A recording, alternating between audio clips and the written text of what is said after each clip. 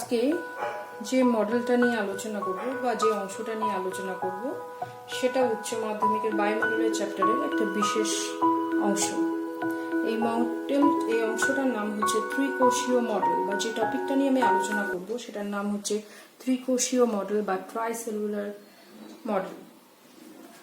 তো এই মডেলটা আমি আগের দিন যে জেট স্ট্রিম বলেছিলাম, সেই জেট স্ট্রিমটা জানতে গেলে এই মডেলটা সম্বন্ধে একটু নলেজ থাকা দরকার। আচ্ছা, তাহলে শুরু করছি আজকে ট্রাইসেলুলার মডেল বা ত্রিকোষীয় মডেল। তো আমরা দেখি যে আমাদের পৃথিবীটা কেমন। প্রথমে গেলে বলতে হয় যে আমাদের পৃথিবীটা কেমন। আমাদের পৃথিবীটা ঠিক অনেকটা গোলাকার, ধরে নিলাম অনেকটা গোলাকার। তাহলে গোলাকার হওয়ার জন্য আমাদের পৃথিবীতে কি সব জায়গায় সূর্যরশ্মি লম্বভাবে কিরণ দেয়? না। পৃথিবীটা যেহেতু 66.5 কোণ করে হেলে থাকে, তাই পৃথিবীর সব জায়গায় সূর্যরশ্মি লম্বভাবে কিরণ দেয় না। এই যে ছবিটা দেখো, ছবিটা দেখলে বোঝা যাবে আমাদের পৃথিবী এটা হচ্ছে 0 ডিগ্রি অক্ষাংশ।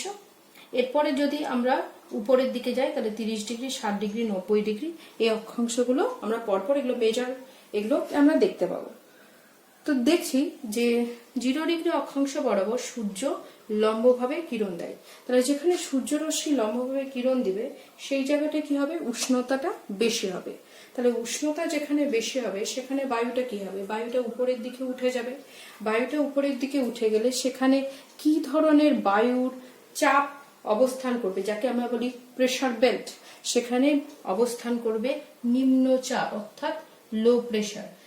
তাছাড়া আরেকটা জিনিস যেখানে ইম্পর্টেন্ট লো প্রেসার তৈরি হওয়ার জন্য নিরক্ষীয় অঞ্চলে, সেটা হচ্ছে রোটেশনাল স্পিড অর্থাৎ পৃথিবীর আবর্তন গতি। আমরা জানি পৃথিবীর আবর্তন গতি সব জায়গায় সমান নয়। তাহলে নিরক্ষীয় অঞ্চলে পৃথিবীর আবর্তন গতি সবচেয়ে বেশি। তাহলে যেখানে আবর্তন গতি বেশি হবে সেখানে বায়ু ছিটকে যাওয়ার প্রবণতা ততই বেশি হবে। তাহলে এই কারণবশত আমরা কি দেখছি? নিরক্ষীয় অঞ্চলে একটা নিম্নচাপ বলয় তৈরি হয়েছে বা লো প্রেসার বেল্ট তৈরি হয়েছে। তাহলে দুটো কারণে তৈরি হয়েছে, একটা হচ্ছে ইনসোলেশন অর্থাৎ সূর্যরশ্মির তাপীয় ফলের জন্য, আরেকটা হচ্ছে পৃথিবীর আবর্তন গতির জন্য। তাহলে এই যে সূর্যরশ্মি তাপীয় ফলের জন্য অর্থাৎ সূর্যরশ্মি এখানে লম্বভাবে কিরণ দেওয়ার জন্য বায়ুটা উত্তপ্ত হয়ে যাচ্ছে। তাহলে বায়ুটা উত্তপ্ত হয়ে গেলে সেই বায়ুটা কি করবে? উপরের দিকে উঠে যাওয়ার, আমরা যদি এইরকম করে দেখি তাহলে অর্থাৎ 3D আকারে দেখি, তাহলে বায়ুটা কি করবে? এইভাবে উপরের দিকে উঠে যাওয়ার চেষ্টা করবে। আচ্ছা, এই আমরা যদি পৃথিবী পৃষ্ঠকার ঠিক এইভাবে এঁকে নিই তাহলে দেখবো এটা 0 ডিগ্রি অক্ষাংশ, এটা হচ্ছে 30 ডিগ্রি, এটা হচ্ছে 60 ডিগ্রি, আর এটা হচ্ছে 90 ডিগ্রি উত্তর। তাহলে এখানে সূর্যরশ্মি লম্বভাবে কিরণ দিচ্ছিল অর্থাৎ ভার্টিক্যাল রেস লম্বভাবে কিরণ দিচ্ছিল। তাহলে লম্বভাবে কিরণ দেওয়ার জন্য এখানকার বায়ুটা কি উত্তপ্ত হয়ে উপরের দিকে উঠে যাচ্ছে। তাহলে বায়ুটা যখনই উপরের দিকে উঠে যাচ্ছে তখন কি হচ্ছে? আমরা জানি ট্রোপোস্ফিয়ারে প্রতি কিলোমিটার উচ্চতায় 6.4 ডিগ্রি সেলসিয়াস হারে, প্রতি কিলোমিটার উচ্চতায় 6.4 ডিগ্রি সেলসিয়াস হারে উষ্ণতাটা কমে যায়, যেটাকে আমরা বলে থাকি ল্যাপস রেট বা উষ্ণতার স্বাভাবিক হ্রাস হার। তাহলে বায়ুটা যখনই উপরের দিকে উঠবে এই বায়ুটা তখন কি হচ্ছে? তখন ওই বায়ুটা তত বেশি ঠান্ডা হচ্ছে। তার মানে এই বায়ুটা যখন উপরের দিকে উঠছে বায়ুটা তত বেশি ঠান্ডা হচ্ছে। আমরা জানি ঠান্ডা বায়ু ভারী হয়, অর্থাৎ উষ্ণতার সঙ্গে বায়ুর চাপের একটা বিপরীতমুখী বা বৈপরীত্য সম্পর্ক বা ব্যস্তানুপাতিক সম্পর্ক দেখতে পাওয়া যায়। তাহলে কি হচ্ছে? এখানকার উষ্ণ বেশি ছিল, সেই জন্য এখানে লো প্রেসার ছিল। তাহলে এখানকার বায়ুটা যতই উপরের দিকে উঠছে তত বেশি ঠান্ডা হচ্ছে এবং ভারী হচ্ছে।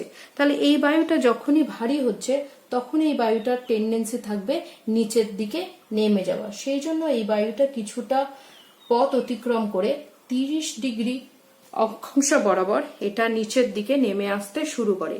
আমি বললাম এই বায়ুটা উপরের দিকে উঠছে এবং ঠান্ডা হচ্ছে। তাহলে এই বায়ুটা কত দূর পর্যন্ত উপরে উঠবে? তাহলে এই বায়ুটা উঠবে ট্রোপোপস পর্যন্ত উপরে উঠবে।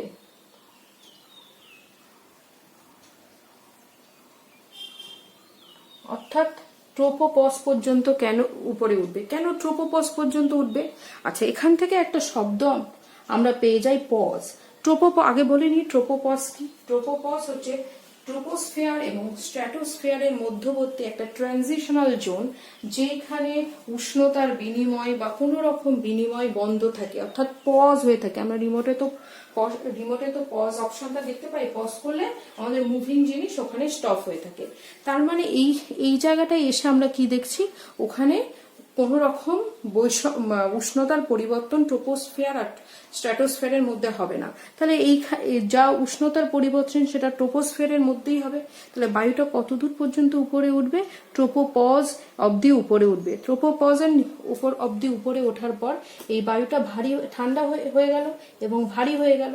তখন এই বায়ুটা ধীরে ধীরে নিচের দিকে নেমে আসার চেষ্টা করবে, অর্থাৎ সিঙ্ক করবে, নিচের দিকে নামবে, অর্থাৎ the air will start sinking। সেই বায়ুটা নিচের দিকে নিমজ্জিত হবে, নামবে। এই বায়ুটা যখন 30 ডিগ্রি অক্ষরেখা বরাবর নিচের দিকে নামতে শুরু করলো, তখন এই বায়ুটা কি হবে, দুটো ভাগে বিভক্ত হয়। একটা এই দিকে যেতে শুরু করে, আরেকটা পুনরায় কোথায় যেতে শুরু করে, টুয়ার্ডস 0 ডিগ্রি। অর্থাৎ এই বায়ুটা আবার এইখানে, অর্থাৎ এই যে লো প্রেশার এখানে ছিল, এখানে কি তাহলে বায়ুটা উপরে উঠে গেল, এখানে কি শূন্যস্থান তৈরি হবে না? তখন এই বায়ুটা আবার এই ভূপৃষ্ঠ বায়ুরূপে, অর্থাৎ সারফেস উইন্ড রূপে, তখন সেটা আবার 0 ডিগ্রি অর্থাৎ নিরক্ষরেখা অঞ্চলে আসতে শুরু করবে। এই যে বায়ুটা নিরক্ষীয় অঞ্চলের দিকে আসছে, এই বায়ুটাকে বলা হয় উত্তর পূর্ব আয়ন বায়ু। আচ্ছা, এখানেই বলে রাখা দরকার যে এই বায়ুটা সোজা পথে প্রবাহিত হয় না। কেন হয় না? সেটা প্রবাহিত হয় না ক্লোরিওলিস বলের জন্য। আমরা জানি ক্লোরিওলিস বল কি। ক্লোরিওলিস বল হচ্ছে স্বচ্ছন্দ গতিশীল যে কোনো বস্তুর উপর সেটা কাজ করে এবং তার গতি বিক্ষেপ ঘটায়। তাহলে বায়ুর উপরে সেটা গতি বিক্ষেপ ঘটানোর জন্য এর দিক পরিবর্তন হয় এবং এটা সোজা পথে প্রবাহিত না হয়ে কিছুটা ব্যাকা পথে প্রবাহিত হতে থাকে। এই বায়ুটাকে বলা হয় উত্তর পূর্ব আয়ন বায়ু।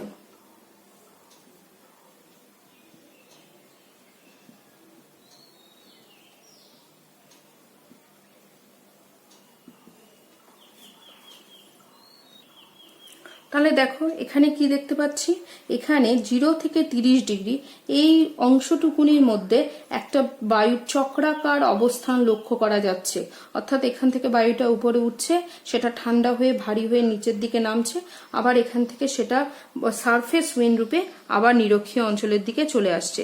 তাহলে এই যে সাইকেলটা এখানে পূরণ হচ্ছে, এই সাইকেলটা বিজ্ঞানী হ্যাডলি আবিষ্কার করেছিলেন বলে তার নাম অনুসারে এটাকে বলা হয় হ্যাডলি সেল।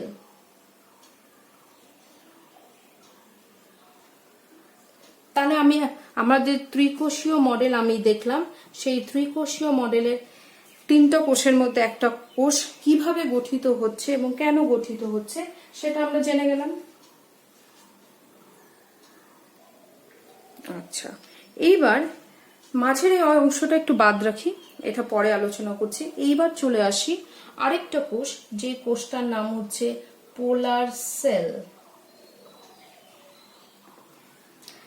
ঠিক আছে, এখানে দেখো সূর্যরশ্মি 90 ডিগ্রি, অর্থাৎ যতই আমরা উত্তরের দিকে যাচ্ছি বা দক্ষিণের দিকে যাচ্ছি, ততই সূর্যরশ্মিটা কিভাবে পড়ছে, তির্যকভাবে পড়ছে, অর্থাৎ ট্যানজেন্ট রেজ, অর্থাৎ তির্যকভাবে পড়ছে। আমরা জানি তির্যকভাবে যখনই সূর্যরশ্মিটা পড়ে, তাহলে সেখানে কি হবে, তাপের পরিমাণ অনেকটা কম হবে। আর প্রথমেই আমি বললাম উষ্ণতার সঙ্গে চাপের একটা ব্যস্তানুপাতিক সম্পর্ক আছে, অর্থাৎ এখানে উষ্ণতা কম হওয়ার জন্য বায়ুর চাপ উচ্চ হবে, অর্থাৎ এই জায়গাটায় একটা হাই প্রেসার বেল্ট তৈরি হয়েছে। তাহলে এখানে যখনই উচ্চচাপ হবে, তখন কি হচ্ছে, উচ্চচাপ অঞ্চল থেকে বায়ুটা তুলনামূলকভাবে এই 60 ডিগ্রিতে এই নিম্নচাপ অঞ্চলের দিকে এটা প্রবাহিত হতে শুরু করলো। তাহলে এই বায়ুটা যখনই উচ্চচাপ অঞ্চল থেকে নিম্নচাপ অঞ্চলের দিকে প্রবাহিত হতে শুরু করলো এবং 60 ডিগ্রি এই অক্ষরেখা বরাবর এই বায়ুটা কি হবে, ধীরে ধীরে উপরের দিকে উঠে যাওয়ার চেষ্টা করবে, কারণ এটা ঠান্ডা থেকে তুলনামূলক 60 ডিগ্রি, 90 থেকে 60 ডিগ্রি এই জায়গাটায় সূর্যরশ্মি আর একটু বেশি পড়বে, সেই জন্য এর তুলনায় এই অঞ্চলটা তুলনামূলকভাবে উষ্ণ হবে। তাহলে এই বায়ুটা যখনই শীতল অংশ থেকে একটু উষ্ণ অঞ্চলের দিকে আসবে, এই বায়ুটার উষ্ণতাটা বৃদ্ধিপ্রাপ্ত হচ্ছে, সেই জন্য এই বায়ুটা এখানে এসে আবার উপরের দিকে উঠতে শুরু করবে। এবং কত দূর অব্দি উপরে উঠবে? ট্রোপোপজ পর্যন্ত উপরে উঠলো। ট্রোপোপজ পর্যন্ত উপরে উঠে এই বায়ুটা দুই ভাগে বিভক্ত হয়ে গেল এবং এর একটা অংশ আবার কি করছে? টুয়ার্ডস দি পোল, অর্থাৎ মেরুর দিকে যেতে শুরু করলো। এবং যতই মেরুর দিকে যাচ্ছে এই বায়ুটা তত ঠান্ডা এবং ভারী হচ্ছে এবং নিচের দিকে নেমে আসছে। তাহলে এখানেও হ্যাডলি সেলের ক্ষেত্রেও যেমন হয়েছিল, এখানেও ঠিক তেমনই একটা সেল কমপ্লিট হলো, অর্থাৎ একটা চক্র কমপ্লিট হলো। এই চক্রটাকে আমরা বলি হচ্ছে মেরু কোষ বা পোলার সেল। মেরু কোষ বা পোলার সেল। এখানে জানতে হবে, এই যে পোলার সেল আমরা দেখতে পাচ্ছি এবং এই যে হ্যাডলি সেল আমরা দেখতে পাচ্ছি,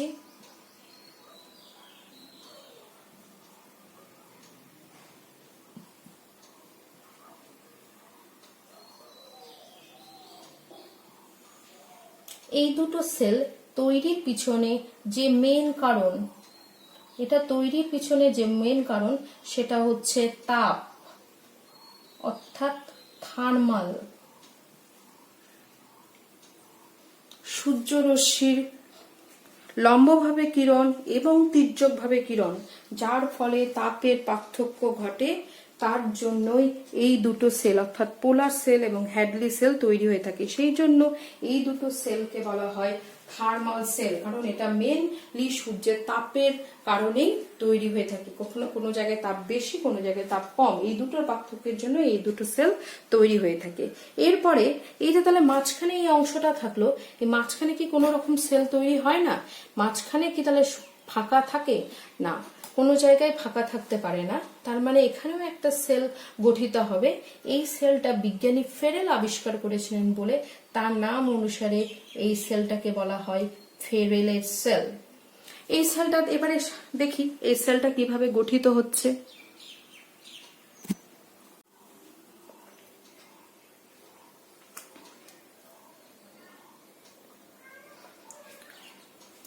দেখো এবার ফেরেল সেল কিভাবে গঠিত হচ্ছে সেটা বলি।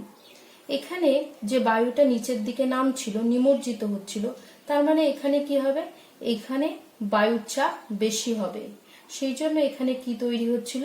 একটা হাই প্রেসার তৈরি হচ্ছিল, কারণ এখানে বায়ুটা নিচের দিকে নিমজ্জিত হচ্ছিল।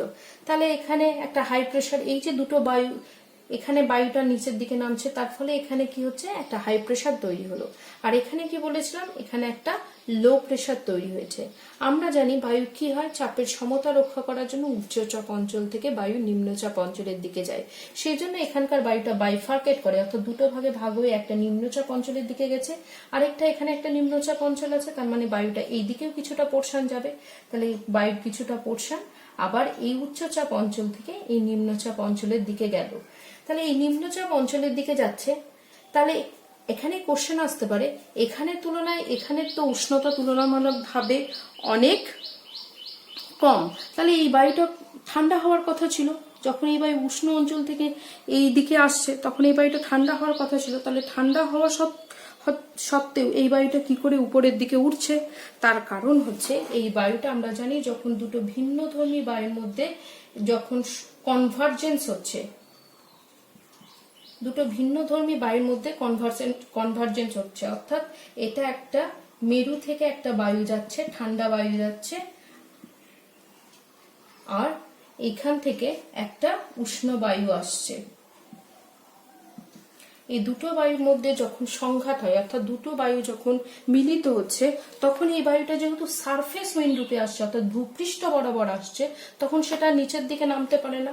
এই সংঘর্ষজনিত কারণের জন্য এই বায়ুটা আবার উপরের দিকে উঠতে শুরু করে। এখানে দেখো কনভার্জেন্স যখন হচ্ছিল তখন কি হচ্ছে? এই বায়ুটা নিচের দিকে নামছে, তাই তো? এই যে এই বায়ুটা যদি আমি পরে ব্যাখ্যা করছি, যখন এই বায়ুটা এখান থেকে আসছে, তাহলে এখানে দুটো বায়ু এই আপার লেভেল অ্যালফট যখন মিলিত হচ্ছিল, অর্থাৎ উপরের পোর্শনে ট্রোপোপজের নিচের অংশে যখন মিলিত হচ্ছিল উপরের অংশে, তখন সেটা নিচের দিকে নামছিল। কিন্তু এইটা তো সারফেস উইন্ড রূপে প্রবাহিত হচ্ছে, অর্থাৎ নিচের দিকে প্রবাহিত হচ্ছে, সেই জন্য এইখানে বায়ুটা নিচের দিকে নামতে পারে না। সংঘর্ষজনিত কারণের জন্য বায়ুটা উপরের দিকে উঠে যাচ্ছে। তাহলে এই বায়ুটা যখন উপরের দিকে উঠছে তখন এই বায়ুটার দুটো পোর্শন, একটা এই দিকে একটা এই দিকে ফ্লো হতে শুরু করে। তো ধরে নিলাম এই বায়ুটার যে অংশটা এই দিকে ফ্লো হতে শুরু করলো সেটা আবার ট্রোপোপজে গেল, ট্রোপোপজে গিয়ে আবার সেটা ঠান্ডা হলো, ঠান্ডা হয়ে সেটা আবার 30 ডিগ্রি অক্ষাংশ বরাবর নিচের দিকে নেমে আসলো। তাহলে এখানে একটা চক্র কমপ্লিট হলো। এই চক্রটাকে বিজ্ঞানী ফেরেলের নাম অনুসারে দেওয়া হয়েছে ফেরেলের সেল। এখন একটা কথা সবার মাথায় আসতেই পারে যে কেন বায়ুটা ট্রোপোপজ অবধি উঠে নিচের দিকে নামবে। তার কারণ হচ্ছে ট্রোপোপজে টেম্পারেচার থাকে, আর ট্রোপোপজটা কেন নিরক্ষীয় অঞ্চলে বেশি উচ্চতা প্রাপ্ত এবং মেরু অঞ্চলে কম উচ্চতা প্রাপ্ত। এখান থেকে এখানে উচ্চতা দেখো আর এখান থেকে এর উচ্চতা দেখো, এর উচ্চতা অনেক বেশি, এর উচ্চতা অনেক কম। একটাই হচ্ছে ট্রোপোপজের টেম্পারেচার, ট্রোপোপজের টেম্পারেচার থাকে -60 ডিগ্রি সেলসিয়াস। তাহলে -6, এই যে রাইজিং এয়ার যেটা উপরের দিকে উঠছে সেটা যখন -60 ডিগ্রি বা নিয়ার অ্যাবাউট -60 ডিগ্রি সেলসিয়াসের কাছে যায়, তার মানে সেটা যথেষ্ট পরিমাণ ঠান্ডা হয়ে গেছে, যথেষ্ট পরিমাণ ভারী হয়ে গেছে। তখন এই বায়ুটা আর প্রবাহিত আর উপরের দিকে, আর তার মধ্যে ওটা ট্রানজিশনাল জোন, আর উপরে উঠতে পারবে না। সেই জন্য এই বায়ুটা তখন টুয়ার্ডস দা, এর মুভমেন্ট হয়ে যায় টুয়ার্ডস দা পোল, অর্থাৎ সেটা পোলের দিকে বেঁকতে শুরু করে। আরেকটা যেটা বললাম সে ট্রোপোপজের উচ্চতা দুই জায়গায় নিরক্ষীয় অঞ্চলে বেশি এবং মেরু অঞ্চলে কম কেন? তার কারণ হচ্ছে দেখো এখানে আমরা জানি নিরক্ষীয় অঞ্চলের উষ্ণতা সারা বছর এখানকার উষ্ণতা হচ্ছে 27 বা 28 ডিগ্রি সেলসিয়াস থেকে 32 ডিগ্রি সেলসিয়াসের মধ্যে থাকে। আর এখানকার উষ্ণতা অর্থাৎ পোলার রিজিয়নের উষ্ণতা থাকে নিয়ার অ্যাবাউট -10 ডিগ্রি সেলসিয়াস বা তারও কম, বা এর আশেপাশেই থাকে।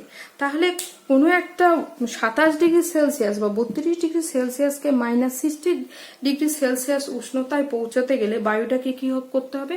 অনেক বেশি উচ্চতা প্রাপ্ত হতে হবে। কারণ এখানকার দেখো ডিফারেন্সটা অনেকটাই বেশি, কিন্তু এখানকার ক্ষেত্রে যদি আমি দেখি -10 ডিগ্রি থেকে -60 ডিগ্রি এই টেম্পারেচার ডিফারেন্সটা অনেক কম। সেজন্য ট্রোপোপজের উচ্চতা নিরক্ষীয় অঞ্চলে অনেক উপরে এবং মেরু অঞ্চলে অনেক নিচে থাকে।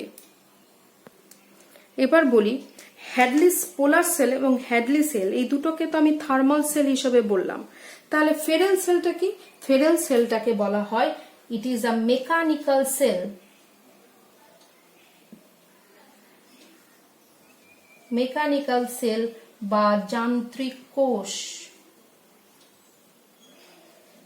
তার প্রধান বলার পিছনে প্রধান কারণ হচ্ছে হ্যাডলি সেল এবং পোলার সেল যেটা গঠিত হয়েছিল সেখানে সূর্য রশ্মির ডিরেক্ট প্রভাব ছিল এবং এখানে বায়ুর uprising of wind and sink of the wind, অর্থাৎ বায়ু উষ্ণ বায়ু উপরে উঠছে এবং বায়ু নিচের দিকে নিমজ্জিত হচ্ছে, দুটো ক্ষেত্রেই বায়ুর এই যে উপরে ওঠা এবং নিচে নামা সেটা প্রবল আকারে হচ্ছিল, কারণ উষ্ণতার পার্থক্য এখানে সবচেয়ে বেশি।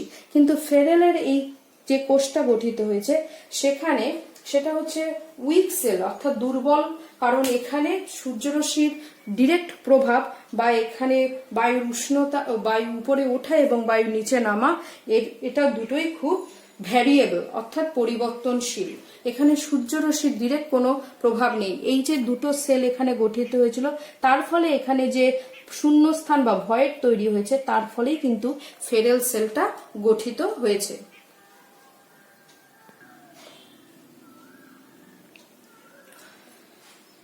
আরেকটা কথা এখানে বলতে হবে যে আমাদের এই যে ত্রিকোষীয় মডেলটা আমরা দেখতে পাই সেই ত্রিকোষীয় মডেলটার অবস্থান কিন্তু পরিবর্তনশীল। কেন পরিবর্তনশীল? তার কারণ হচ্ছে সূর্যের উত্তরায়ণ।